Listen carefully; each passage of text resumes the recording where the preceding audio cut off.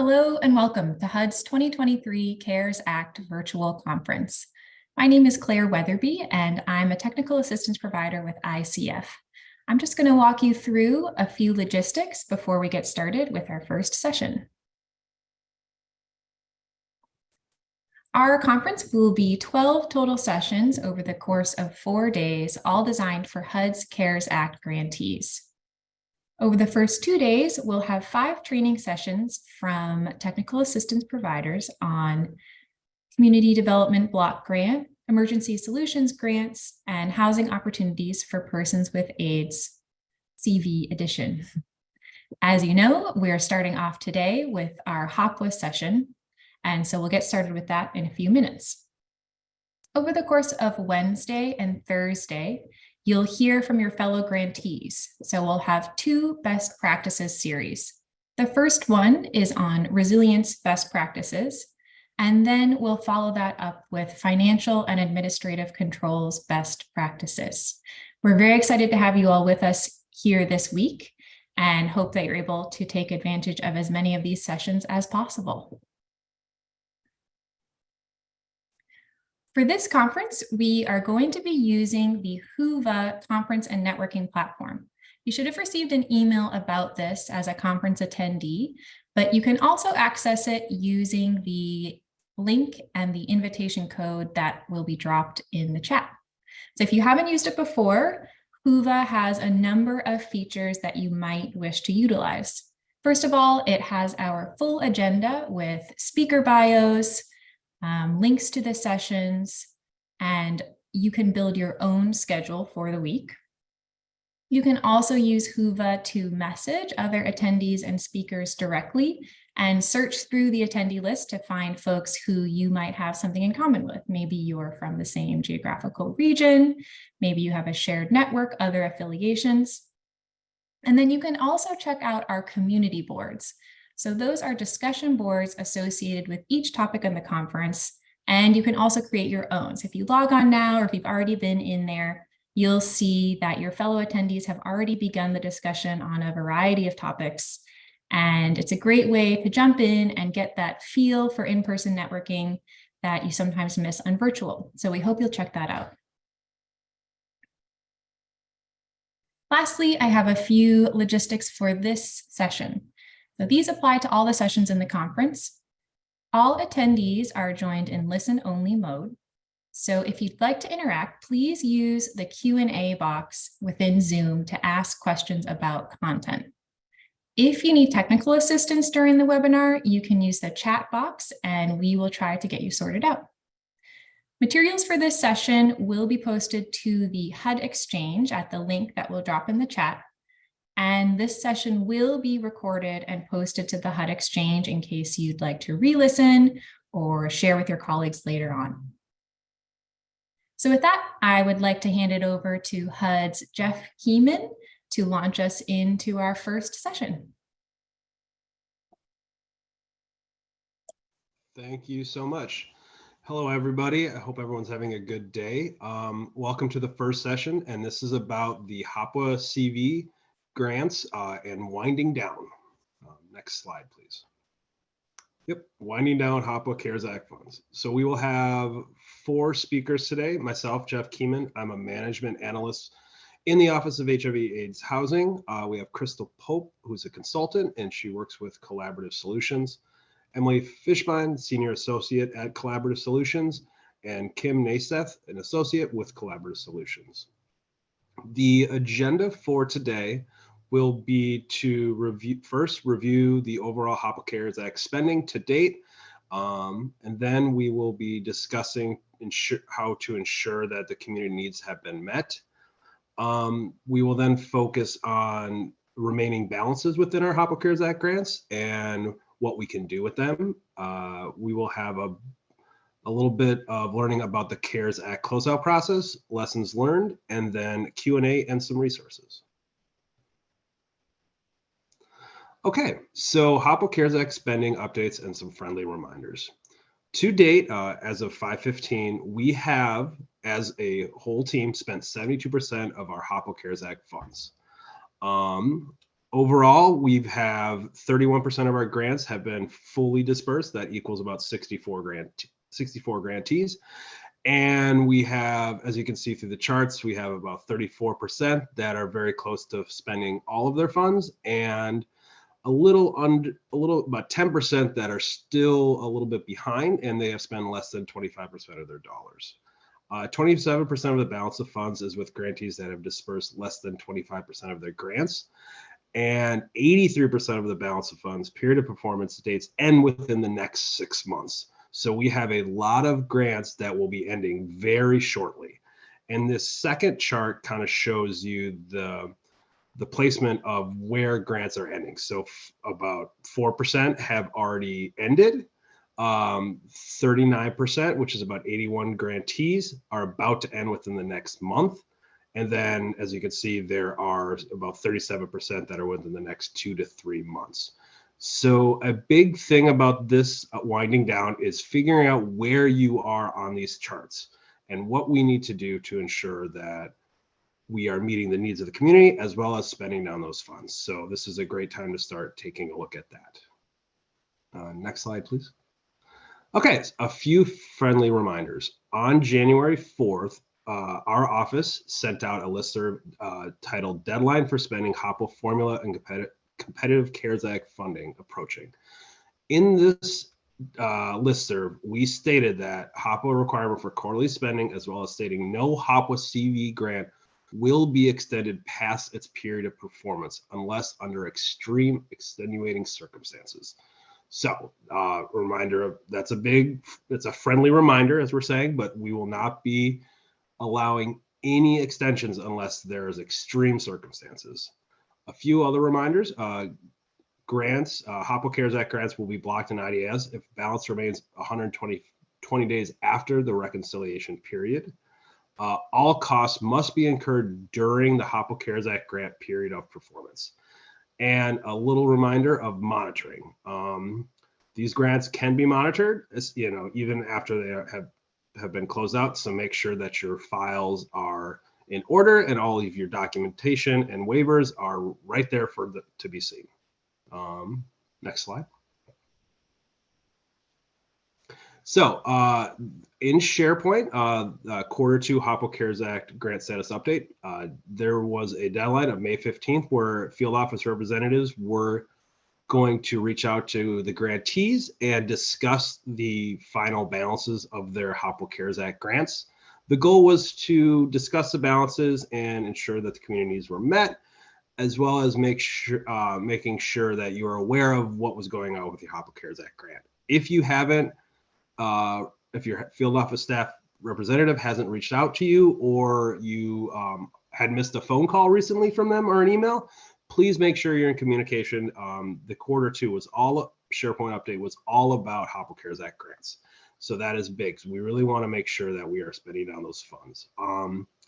In this communication, there was kind of a next steps plan, which was hopefully, acknowledging that, yes, I may have a balance and I'm planning to spend it. There could have been yes, I need some assistance, maybe technical assistance, light touch, which could be brainstorming about how to spend down your balance, or maybe I need some more help and I need a full-on technical assistance engagement. Those TA providers will be reaching out to you very shortly, especially if you have a period performance end date that is in with the next 30 days.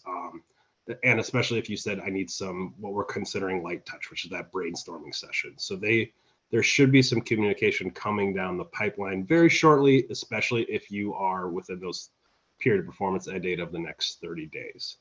Another point to add here is the Q1 SharePoint update that our office had with field office staff was figuring out what are the period of performance dates for all of HOPWA grants. This included the HOPWA CARES Act grants. If you, as a grantee, are unsure of your period of performance dates, which are when does the grant start and when does it end, please, this is again a great time to reach out to your field office representative and ensure those dates so that you know how much time you have left when spending down the rest of your balance for the HOPWA CARES Act grant.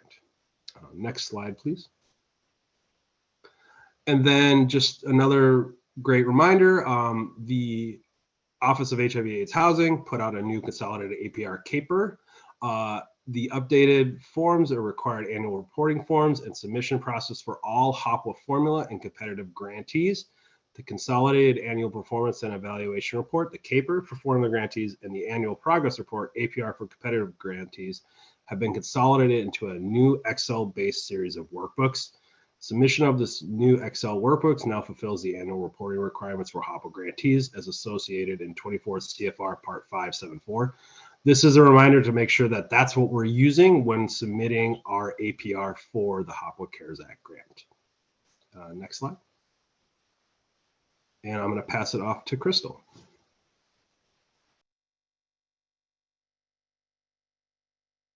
Thank you, Jeff. So next, we're going to talk a little bit about ensuring that community needs are met. And that sentence is probably a little misleading because it assumes that that's a static kind of thing, that you'll get to a point where everything is met, where actually, as you know, needs are changing over time and now moving into a post-pandemic phase. There are questions about how we keep up with what the current community needs are. So ensuring that your program meets the needs of HOPWA eligible households in each community has always been an important aspect of the HOPWA response, especially as needs can change over time and you work to adjust your program design accordingly. That's just happening more quickly right now.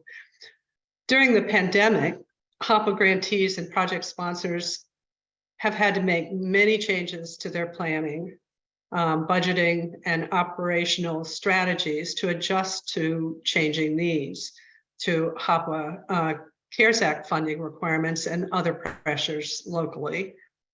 And now a next phase will be working to completely spend down CARES Act funds, as Jeff mentioned, while also responding to the needs of persons living with HIV going forward, especially as HOPWA eligible households may continue to be impacted by COVID-19 related challenges beyond the official end of the COVID-19 public health emergency. So for the remainder of this webinar, we'll talk about some of the expected next steps in CARES Act spend down and in developing program strategies going forward, including an eligible activity recap, status of remaining CV funds, and some suggested program design strategies that people have come up with.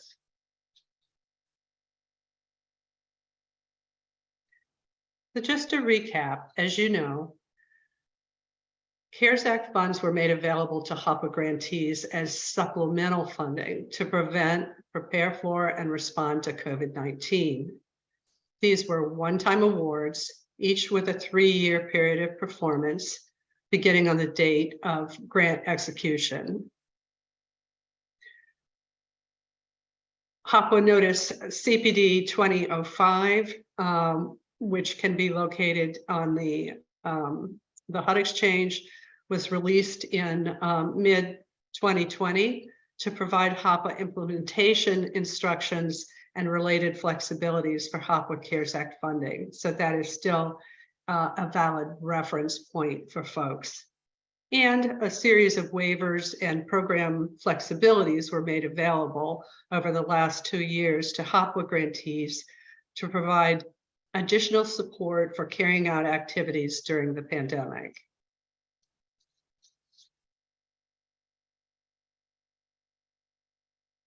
So how does HUD expect the HOPWA CARES Act funds to be used?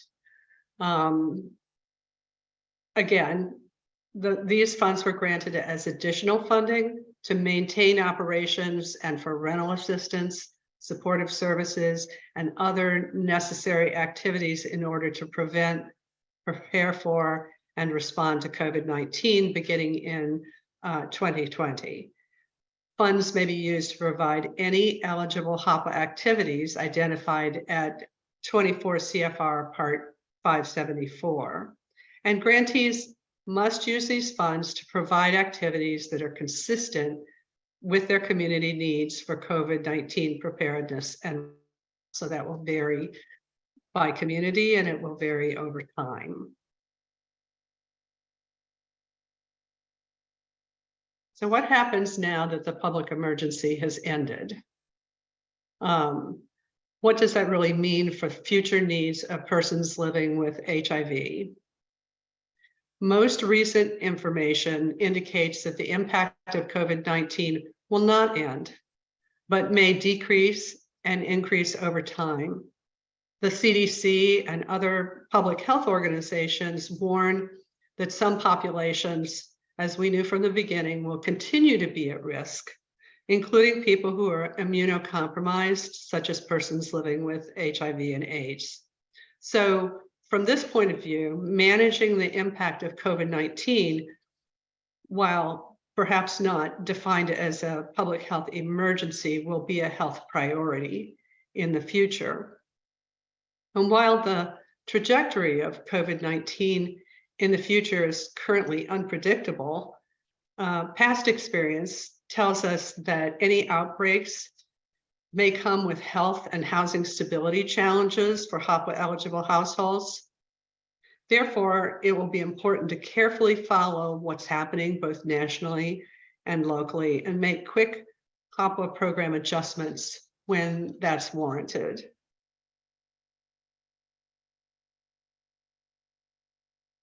So also, what should grantees do at this time?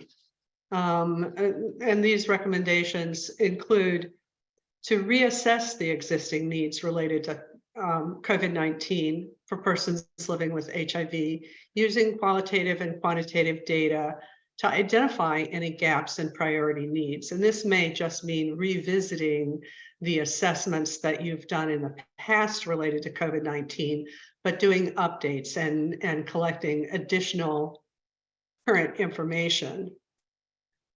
To want to find out whether the priority housing needs, not just nationally, but specifically in your localities, have those needs changed for HOPWA changed?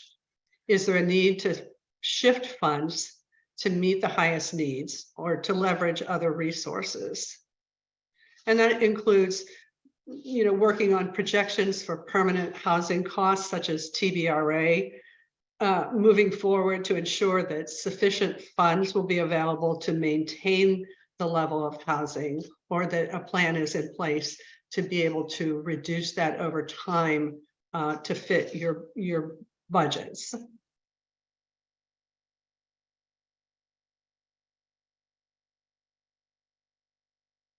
So any grantee who's thinking about a budget amendment or adding any additional activities in order to spend down their CARES Act money should definitely, as a first step, talk with their field office representatives.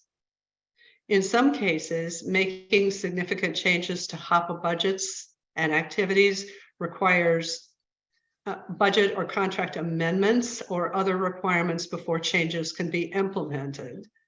And this just shows you in general that HOPWA grantees need to amend their con and action plan when certain things happen, including if you're changing allocation priorities or method of distribution of funds, if you're adding an activity that was not described in the plan, or a change to the purpose, scope, location, or beneficiaries of an activity. And if the changes meet the criteria for a substantial amendment, the grantee must follow its citizen participation process. And also competitive grantees may in some cases need to amend their grant when there's a change to budget line item amounts, their outputs or objectives. And all of these amendments are coordinated through local HUD field offices.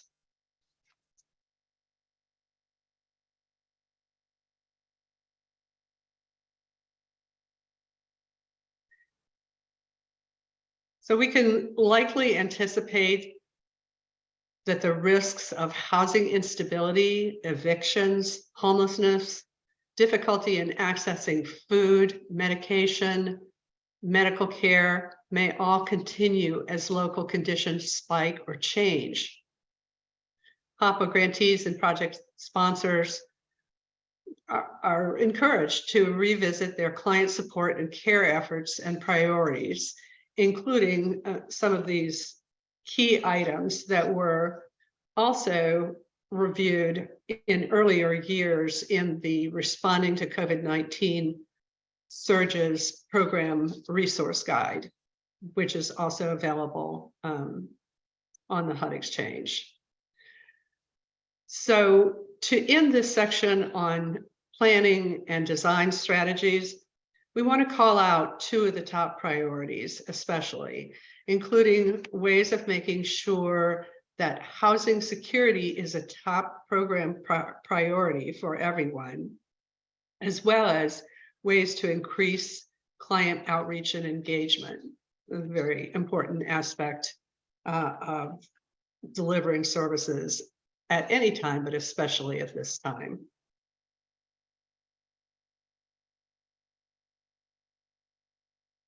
Thank you. But as the pandemic continues or spikes, more HOPWA households may experience reduced income, right? And inability to pay for rent, mortgage, or utilities. In addition to other needs, programs should put even more emphasis on assessing needs, as we've said several times, and providing all possible resources to help households avoid housing instability and eviction. Housing security must really be the top priority. So how do we do that? These are some of HUD's suggestions. To assess client households more frequently. The impact of the pandemic really calls for more frequent assessment and contact about people's financial status, their ability to pay bills, obtain food, and all of those things. Also targeting STRMU, especially at the end of the period of performance for CARES Act funding, to households that are most at risk of eviction or foreclosure. Making sure that you're strategically using all of your STRMU options, including regular HOPWA and CARES Act, until that option ends. Using hotel and motel vouchers for emergency housing when needed. These can be used for quarantine, but also short-term housing, and can help make sure that HOPWA households do not end up homeless or in shelters. If you do not have vouchers as part of your HOPWA funding, definitely look to your ESG and other local providers for help, because there is money out there under many HUD and other programs for emergency housing. And of course, accessing any emergency rental assistance that's available through other programs and any new programs that come out. If budgets allow, this is a good time to add eligible households to TBR or master leasing while keeping in mind what your budget is and how that will be sustainable going forward, which really needs to be part of the plan. And of course, using PHP for placement in new housing when needed.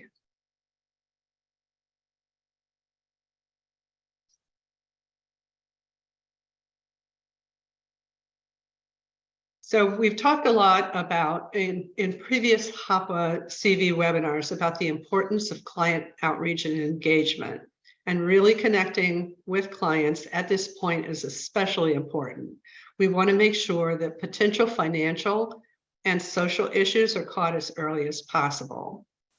And these are some of the recommendations that have been brought up, including the use of remote methods to engage clients on a regular basis, and perhaps more often than you might have done in the past. Certainly the use of remote methods can make that easier to expand the amount of contact that you have with folks. Check in with folks about housing, finances, food access, ability to reach medical appointments, ability to pay for rent and utilities, and on general emotional well-being. We did provide a wellness checklist that could be used as a guide for outreach that is really focused on client engagement around multiple issues, and including the impact that the pandemic has had on financial, social, emotional, physical, and other issues. It's a good and easy checklist to use, and including wellness checks in some form. It doesn't have to be this one, but just to check in with people about how they're doing in general should, of course, be a part, and I'm sure is, a part of regular case management with folks. And it's also recommended that you reach out to clients who do not regularly interact with program staff, that they're just maybe a little harder to reach or hesitant to reach out to you. So that's just the tip of the iceberg in the kinds of things I think people should look at doing right now to kind of recenter where you are with the highest needs in the community in relation to the funding that you have available, including the end of CARES Act funds. And so with that, I would like to pass it to Emily to continue. Thank you, Crystal. Okay, so as grantees think about their balance of HOPWA-CV funds, it's helpful to consider whether there are any remaining roadblocks to spending your funds. For example, are you experiencing delays in receiving invoices from your project sponsors or your subrecipients? A good practice is to ensure you receive them monthly and that you reimburse your project sponsors and your subrecipients monthly. Also, very importantly, are you reimbursing yourself through IDIS in a timely manner? One roadblock that some grantees experienced early in the pandemic was uncertainty about what activities and costs were allowed. The resource that Crystal mentioned a few slides earlier, Responding to COVID-19 Surges, and a link to this resource was dropped in the chat earlier as well, will be helpful if you still have lingering uncertainty about eligible costs. Another reason for slow spending that we've heard many times is that grantees were somewhat hesitant about what kind of documentation might be required for spending CARES Act funds. We'd like to reiterate now that documentation of an individual client household impact from COVID-19, such as proving that individuals contracted COVID-19, is not required. Rather, client files should contain a statement that HOPWA-CV funds were utilized to help the household with challenges caused by COVID-19 in their community. For example, this could mean reduced employment, causing an inability to pay rent, mortgage, or utility costs, a need for personal protective equipment, or a need for food assistance or food delivery, among many other factors. Other roadblocks to spending may have been a local push to spend other grant funds first. We know there were some very tight spending deadlines with ESG-CV funds and other funding sources. So you may have put your HOPWA funds on the back burner, so to speak, while you were trying to meet these other deadlines. But now is the time to focus on spending any of your remaining HOPWA-CV funds. In addition, staffing shortages during and after the pandemic certainly made program operations challenging. From HOPWA program coordinators to case managers to financial staff, all roles involved have experienced some level of strain, and we acknowledge your program operations may not have yet returned to full capacity, but do your best to continue your system, your regular system of operations. Okay, so if you are a grantee who is underspent with your CARES Act funds, first, make sure you know your exact HOPWA-CV balance overall, as well as your HOPWA-CV balance in your budgeted activities. And take a look at the spending rate within your activities. This may help you decide if you need to make any budget adjustments, which we'll talk about a little more in a few minutes. Do your best to address any roadblocks you've experienced, such as the ones we just discussed, or others that you may have experienced locally. This may include more frequent check-ins with your project sponsor about spending and invoicing, regular reimbursement and/or periodic calls with your finance department to ensure they are drawing your HOPWA funds from IDIS regularly. If they usually draw only once a quarter, you may need to reach out to them to make them aware of your deadline. As you're trying to spend your funds and meet community need, can you contact your system of care partners, such as the Ryan White program, your local continuum of care, and other partners you have, to ask them for referrals for additional HOPWA eligible clients who may need assistance? So let's talk a little bit about budget adjustments. When you look at your overall HOPWA-CV balance and the budget and the balances remaining in each activity, you may identify a need to make some adjustments. For example, you may have expected a higher need for hotel motel vouchers, but many other entities were offering hotel motel stays, perhaps leaving a high balance in that category. At the same time, maybe you saw you were spending through your STRMU funds and were also providing significant help with food assistance to HOPWA eligible households through the supportive services activity. If you find this or a similar situation to be true, you may want to consider a budget revision if you haven't done so already, to shift any unspent funds, for example, from the motel hotel activity to the supportive services or STRMU activities. These are just an example. When you reassess your community needs, you'll be able to determine what kind of budget adjustments may be helpful in your community.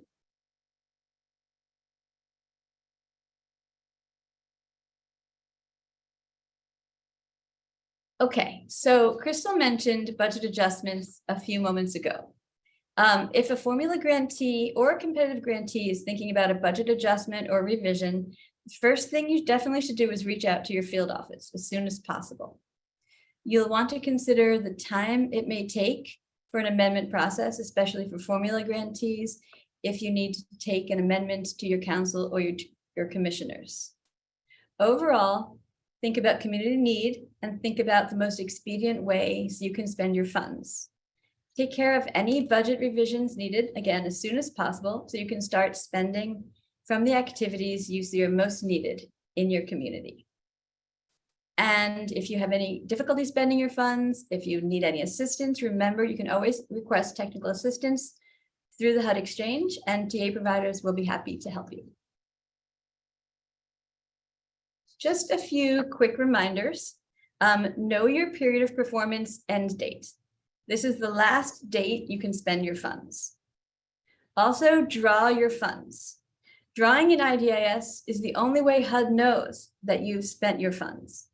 Some of the statistics that Jeff presented early on in the presentation might be easily changed just by drawing. So talk with your finance department, whoever makes your draws, and make sure that your draws are up to date as well. When you draw a HOPWA voucher, you're required to select an approximate cost incurred date. This field indicates that you've spent the funds within the period of performance of your grant.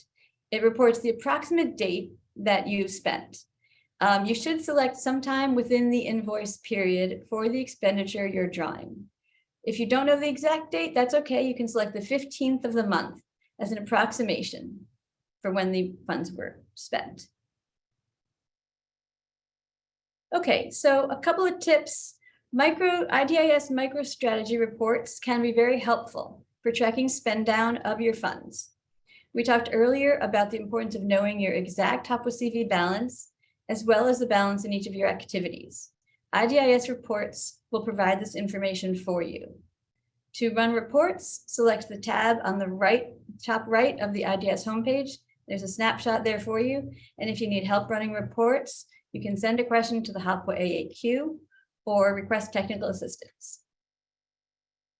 Just a couple of helpful reports we want to mention today are the PRO1, the PRO2, and the PRO5. The PRO1 will give you a high-level view of the status of your allocations. The PRO2 will provide a very good detailed look at your funding relative to all your projects and activities, as well as your balances remaining.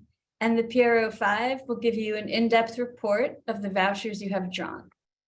Again, if you're not familiar with these reports, they can be very helpful. So we highly recommend trying them and running them and requesting assistance if you need some help. We'll be happy to help. Thanks, and I will hand it back to you, Jeff. Thank you, Emily. So the HOPWA closeout process, it just changed a little bit on 4/12/2023. So in April, there was a new closeout notice, CPD 2304. That link will be dropped in the chat, and please go read that, and that will help update you on all the new processes as it pertains to closeout. The notice provides procedural guidance for HUD field offices, the HOPWA grantees, and project sponsors on the requirements and procedures for completing the grant closeout for all HOPWA grants. This includes HOPWA CARES Act. Next slide. The updates included in the HOPWA closeout are to the closeout timeline, identifying which CAPR is needed for formula grant closeout, the new HOPWA grant closeout checklist for field offices, the updated HOPWA grant closeout certification, and it provides updates to additional guidance related to the closeout procedures. Next slide. HOPWA closeout notice timeline updates. HOPWA closeout notice supersedes previous HOPWA closeout guidance. So this new closeout notice is now in charge, and it will kind of takes over any past guidance that we have provided. It now aligns with 2 CFR 200-344 closeout and 2 CFR 200-345 post closeout adjustments in continuing responsibilities. HOPWA grantees are required to submit closeout materials 120 days after the grant period of performance end date. That was previously 90 days. The closeout actions should be completed 1 year after the grant's period of performance end date. There is a caveat to these rules based on the performance reporting timeline on the CAPR deadline that contains the final expense and activities of the grant. So again, we really want you to go read the notice. And if you do have any questions, please reach out to the field office as well as our office, OHH. Next slide.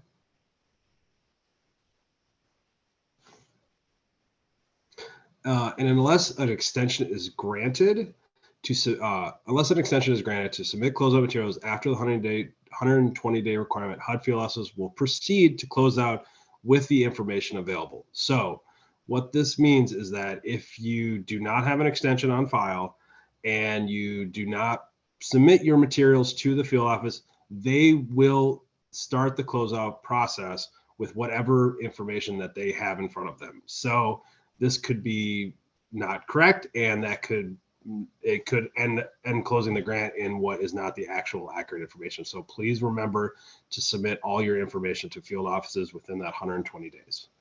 However, HOPWA formula reporting requirements for the CAPR may supersede the timeline for submission of closeout materials when waiting for the CAPR that contains the grant's final activities and expenses. So all this being said, please be in touch with your field office representative. Next slide. So I will pass this off to Kim.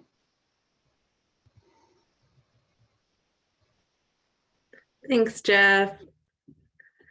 Hello, everyone. So there have been just so many lessons learned from the COVID-19 pandemic.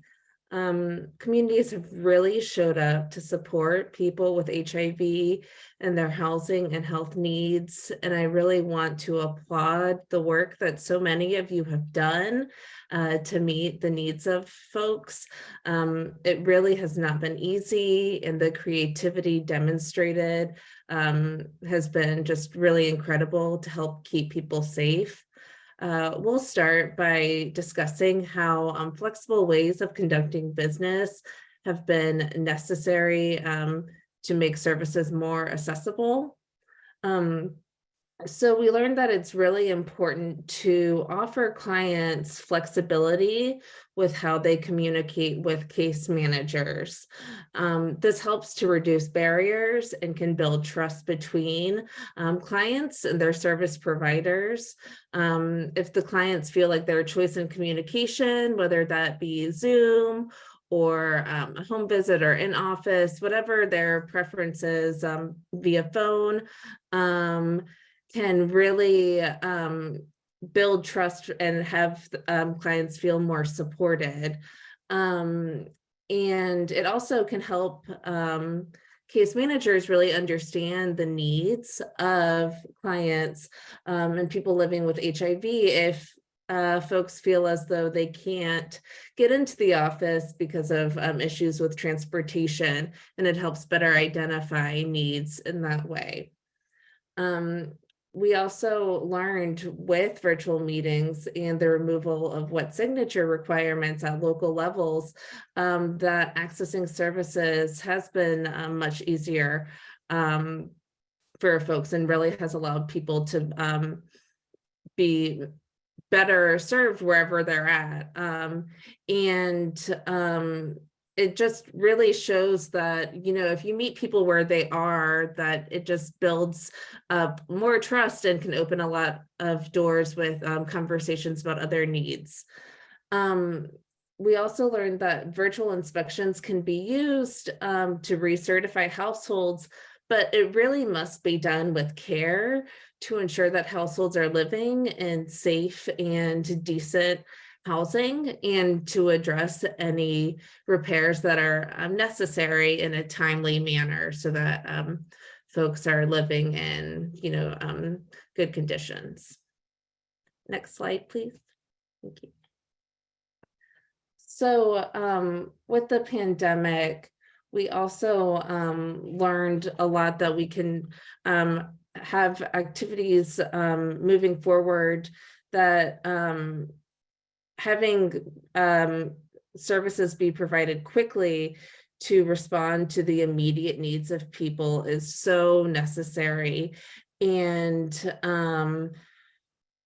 I really just want to, again, applaud grantees and project sponsors who have been able to minimize barriers and provide services and spend funds without undue delays. Grantees and project sponsors were able to work with a sustained urgency to meet the needs of people with HIV. And I really would love to hear from you all about the creative ways that you did this in the early days of the pandemic and are still doing it to really support people living with HIV, and how you're using these flexibilities to meet the needs of your community. Communities pivoted to adjust and target funds to activities to help meet the greatest documented needs in the community.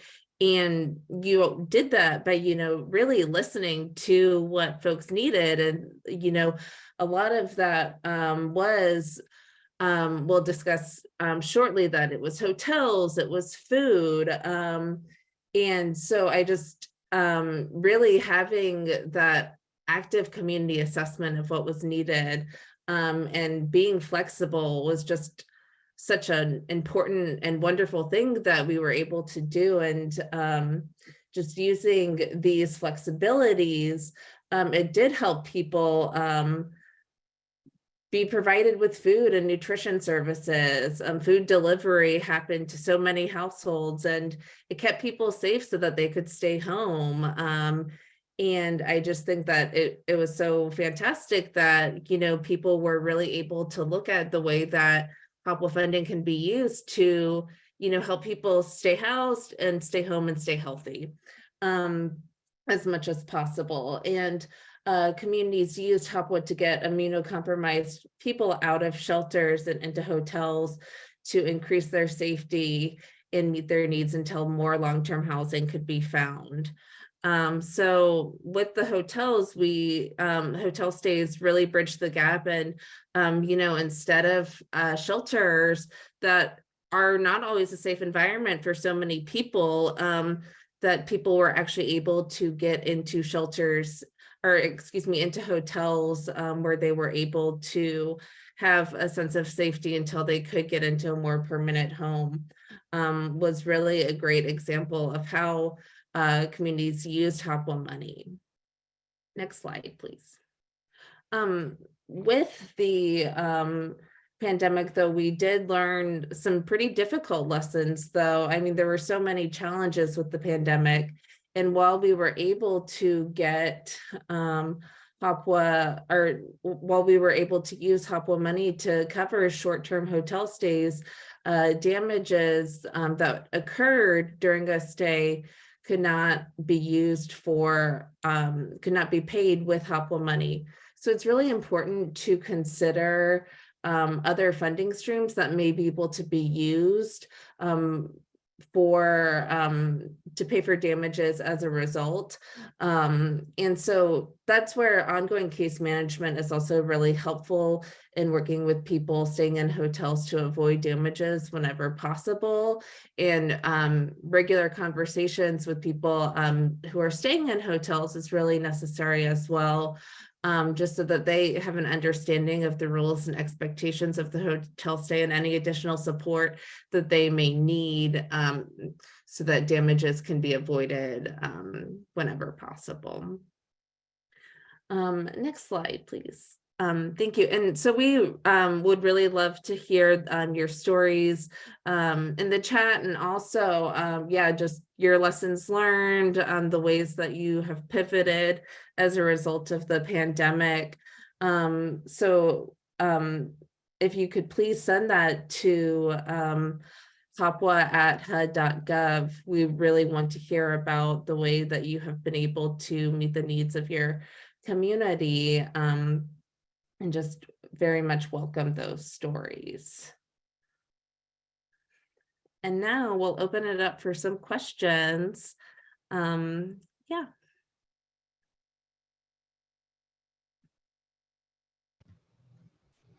Is someone was asking to see the first slide again with the statistics. Would that be possible to quickly show that right now? Thank you.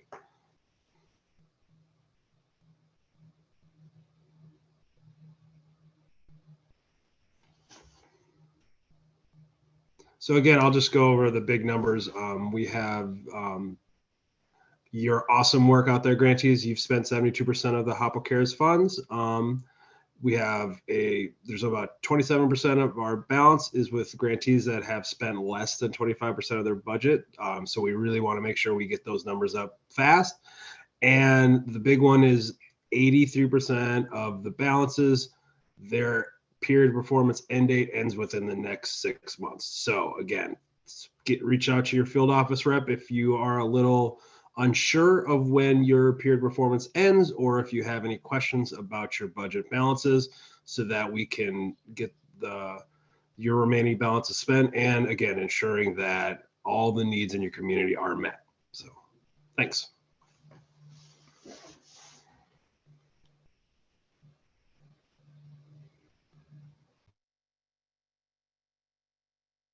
There was a question about can they pay for deposits with CARES money?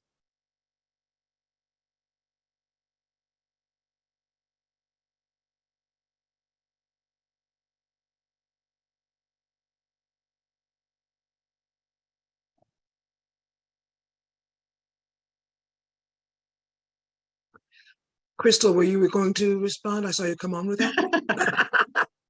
Yes, so yes, if you are, if some of your CARES Act funds is going to permanent housing placement, you can pay for deposits to help people get into new permanent housing following all of the current rules of PHP. So that is certainly an acceptable activity, as long as you follow any rules and limitations that are there, including your local policies and procedures for PHP. And what about using HOPWA-CV to pay for mortgages?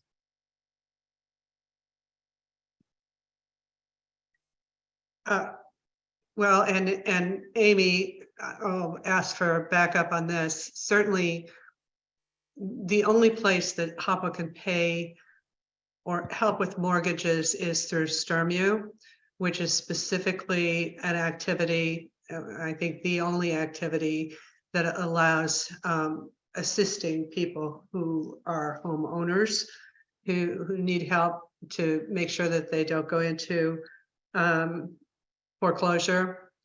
And so if your CARES Act money is also funding STRMU, your STRMU activity, then of course within the rules that that STRMU follows on how much and under what circumstances mortgage assistance may be paid, then that is also an eligible activity. This may need to be pushed to an AAQ, but I'll ask it anyway. But with housing being so difficult, can HOPWA funds be used to secure corporate housing? There's a lot of corporate housing available in big cities like Las Vegas and Los Angeles.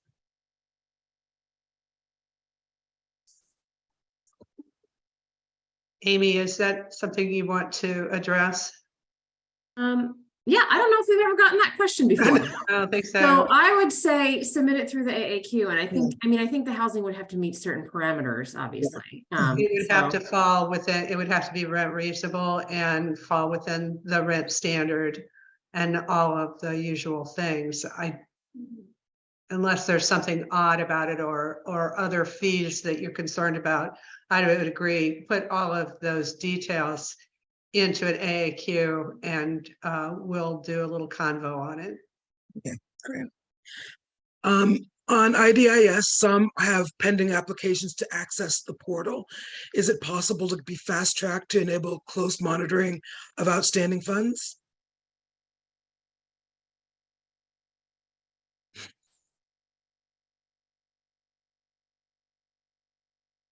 I'm not sure of any fast track, but I would say I think on the ask a question, there is an area about IDIS support. I would probably submit a question to see if there are any issues with your application through there. I think that's the best way to do it. There's a help button for IDIS support, from what I remember. So, but if you are having trouble accessing it, reach out to your field office rep and they can maybe help you out with any information you may need, and or our office at OHH. Your desk officer may be able to help you as well. And in the PowerPoint, as well as in the link, there is a new desk officer, which would the person that would be working in your area if you need any support. So. And Jeff, I would just add that in the AAQ, we, under normal circumstances, try to fast track IDIS questions because they are often so immediate. And we do have specific people who answer those questions that can be followed up with to get any support and technical assistance going forward. So they will not go to the AAQ. Those questions will not go to the AAQ and die or go away.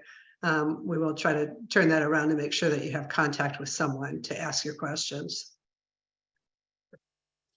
What are some of the established data sources to assess community need if it is not collected by the local health department?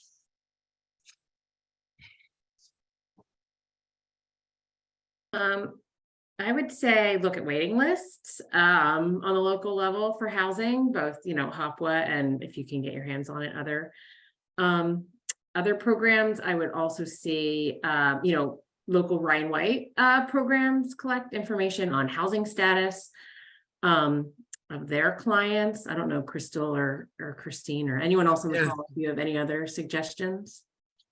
I think the Ryan White Needs Assessment has generally has a lot of information that can be pulled from. Not all communities, however, put housing related questions or not very many housing stability related questions in those needs assessment questionnaires.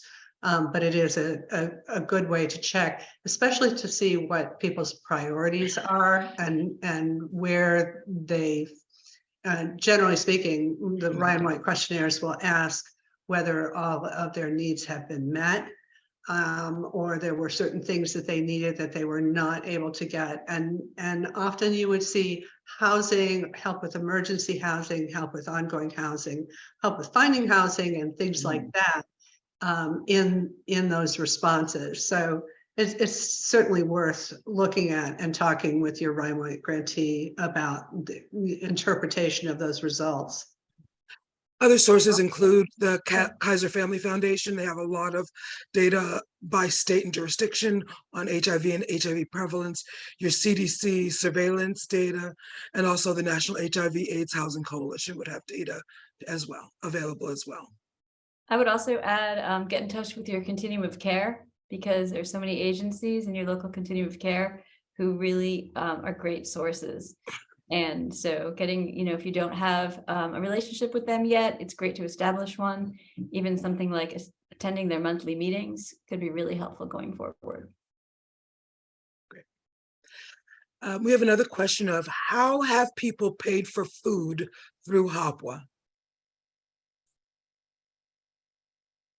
Well, that has been greatly expanded over the last 2 years through, you know, just encouraging grantees and project sponsors to be more flexible about that, and can include, or it has included, Amy, I don't know whether there'll be an end date for that, but with some of the program flexibilities, you know, cards, gift cards from groceries and things like that were a possibility. Also using food delivery services, things that are expanded from the usual food bank sites where people have to come out and get that. So there are a lot of different ways to help people access the food that they need. And some of those flexibilities may be continuing, but I think that's kind of a stay tuned item, is it not, Amy?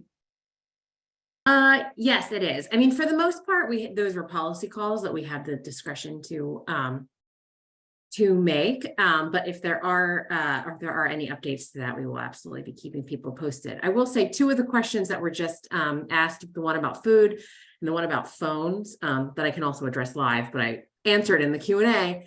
There is a using CARES Act funds for supportive services, like Q&A document that I will put in the chat for everyone, that addresses those two types of supportive services plus some other things. Thank you for that, Amy. How many months can we pay for client rent in advance?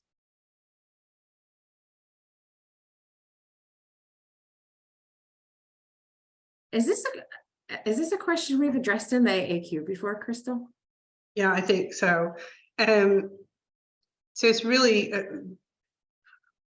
HOPWA assistance through StormU, for example, in this case, for paying for rent, is not set up to pay rent or mortgage in advance. It's set up to pay costs that were due, that are now due and need to be paid. So it is not generally, we have never advised that, and Amy, see what you think, that people could pay rent ahead. Right. And I think that it runs counter to a lot of the wording of the rules in the StormU guide and in the regulations. But you are able to pay for people who are behind in their mortgage payments due to COVID-19. Yeah. Also, And rent.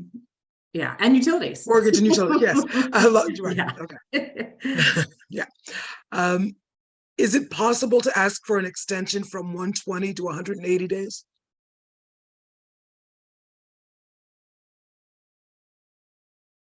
Is that for the reconciliation period for closeout, or what is, I'm not sure if I know the context. So if the person who asked it can provide a little bit more context, we'll circle back to that. Would a self-certification statement declaring that COVID-19 affected housing stability, in turn creating a need for supportive services from clients, be acceptable documentation?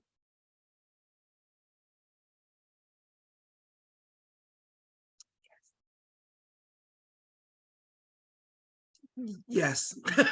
I mean, I would say yes. I would say, Simple answer is yes. but I would say that I don't necessarily think that is needed in all cases. It's more of documenting the client file about the characteristics and community, community impact of COVID-19. I don't know, Crystal, if you have.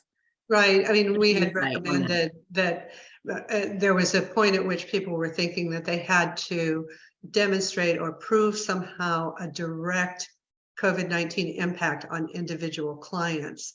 And rather than doing that, which is not required, we recommended that a general statement be made that the needs being addressed were related to the overall challenges brought by COVID-19 in the community for people to do whatever, and in a much more general kind of statement. So, right. So I mean, it's certainly appropriate to put that in a case file. yes.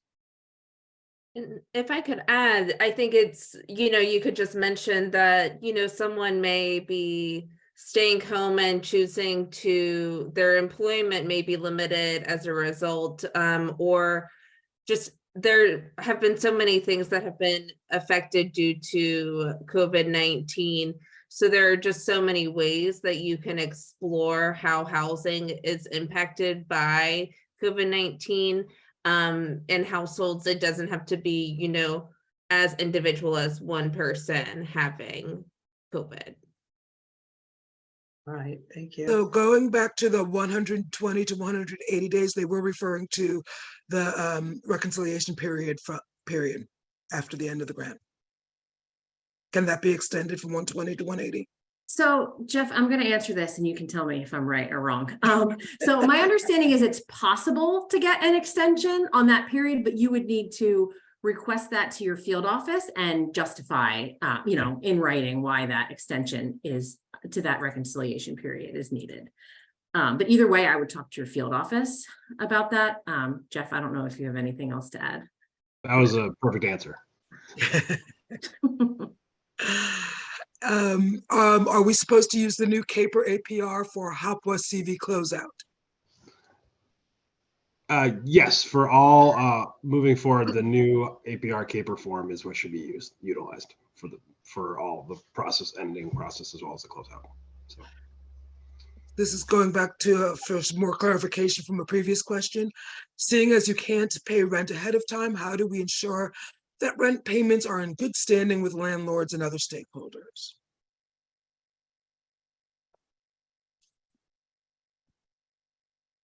Well, in all cases, when you're paying rent, whether it's under TVRA or STRMU, there will be a due date for that rent payment, and which should, at least on the TVRA side, would be reflected in your contract with or a program agreement with a landlord.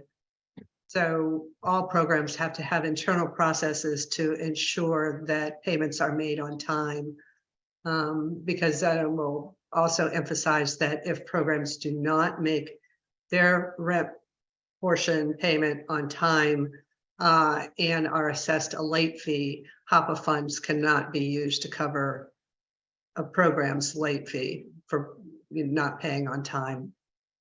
And I guess, and I mean, if we're, this might be more of an in-depth specific situation this person's asking out. Are you meaning about just paying on the 1st or like paying on the 28th of the month ahead of time? Or do you mean paying like a lump sum ahead of time of a few different months? I think that also changes the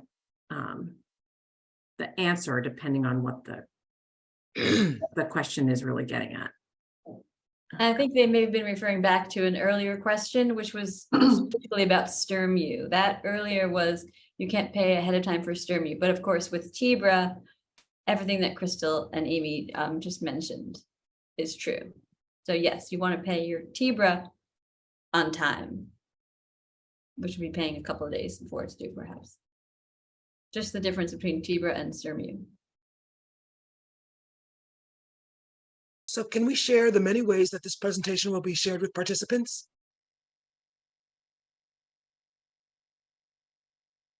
Will it be, I know it'll be posted on that exchange. I know, well, it'll be on the conference app. Are we emailing it as well to participants? I can chime in. So it will be posted on the HUD exchange. It will not be emailed. Okay.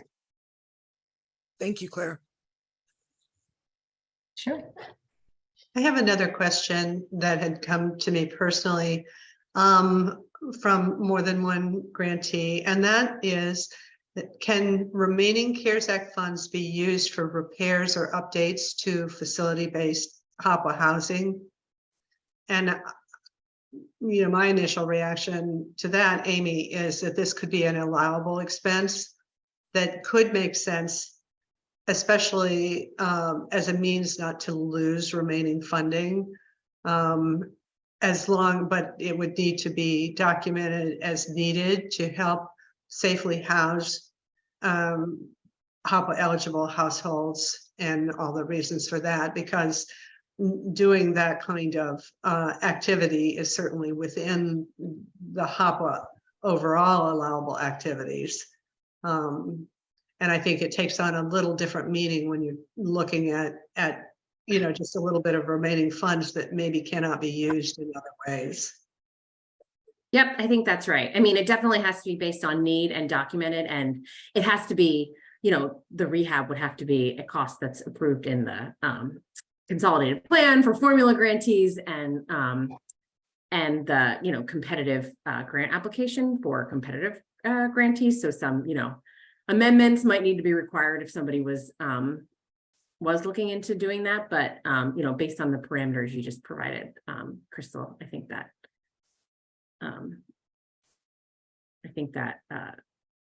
is correct. And yeah.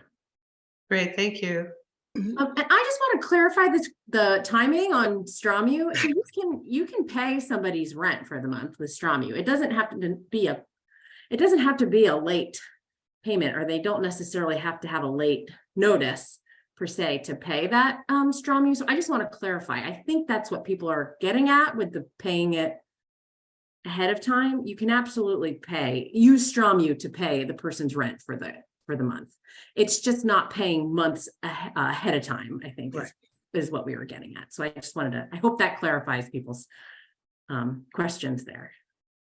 Right, you're not sending a check for the next 5 months of rent. Right, but if it's obvious, cover that, but you might have assessed that client as needing help for the next 5 months and have that in your records, but you wouldn't be paying it all out at one time, but each month. Correct. So you would unless it was all past due. Right. Yes. So past due rents can be paid as more of a lump sum, but if there's an assessment for an ongoing need, those would be paid. Those would be documented and paid monthly. And if that means paying it a few days before the due date, that is totally fine. That helps. Thank you, Amy. Yep. If our year-end caper was completed on the old form with all CV funds depleted, do we need to complete again on the new form?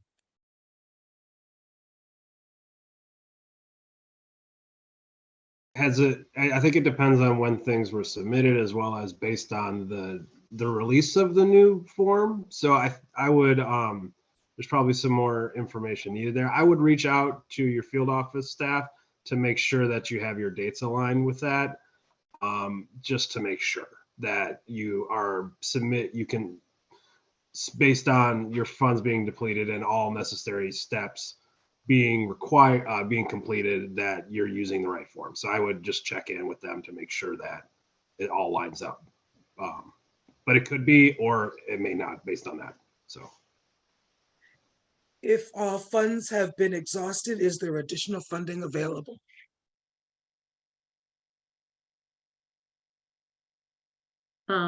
So for formula grantees only, they have the ability to designate a portion of their FY20 funds for COVID-19 response.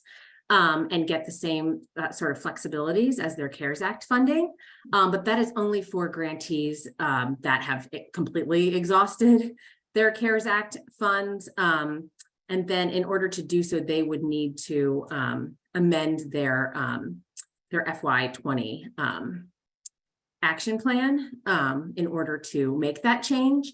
And the details for doing that are in the CARES Act notice where it was linked to on the slides.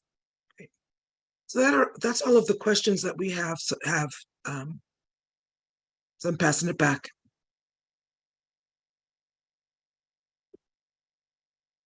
Great. Thank you all for that presentation. Oh, I will let you finish out your resources before moving to the next slide. Thanks. Go ahead, Kim. So yeah, so we have put the resources for the IDIS and the IDIS login and the new HOPWA APR and CAPER in the chat, as well as the new HOPWA desk officers.